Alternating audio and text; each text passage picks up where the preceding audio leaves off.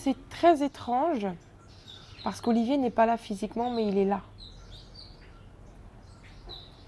Moi, je parle à Olivier à chaque instant de la journée. J'ai créé un WhatsApp fictif avec un numéro et dans lequel je lui parle, mais je lui raconte vraiment tout. Pour moi, il est tout le temps là. C'est comme si qu'il était tout le temps dans mon cœur. Une recette que je fais, une musique que j'aime bien, une vidéo qui me fait rire, une vidéo des enfants, une sortie. Chaque soir, je raconte ce que j'ai fait aujourd'hui. Je lui parle en fait tout le temps. Et j'ai l'impression qu'il est tout le temps là. Et à la fois, quand je réalise aussi que tout ça, c'est que du rêve. C'est très dur. Mais voilà, moi je tiens en continuant de vivre comme s'il était là aussi.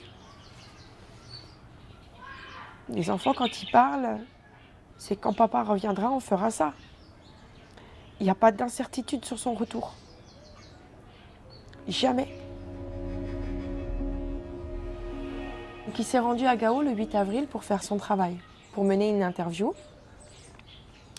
Et il n'est pas revenu de cette interview. Ce qui devait se passer, c'est qu'il devait avoir cette interview avec un haut cadre d'un groupe dans la ville de Gao et ça devait durer 45 minutes. Et il est parti au rendez-vous.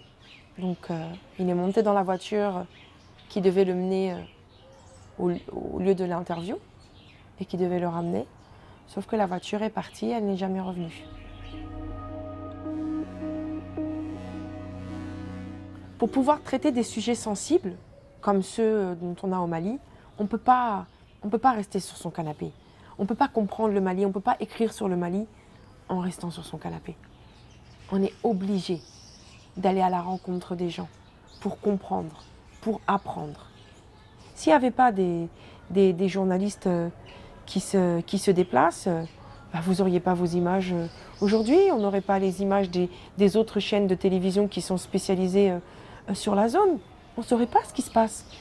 S'il n'y a pas un journaliste qui prépare le terrain, qui prend son sac et qui essaye de comprendre pour nous faire comprendre, on resterait avec notre vision étriquée et on ne saurait rien. Il n'y a aucun journaliste qui peut se déplacer et dire qu'il y a un risque zéro. C'est impossible. C'est impossible.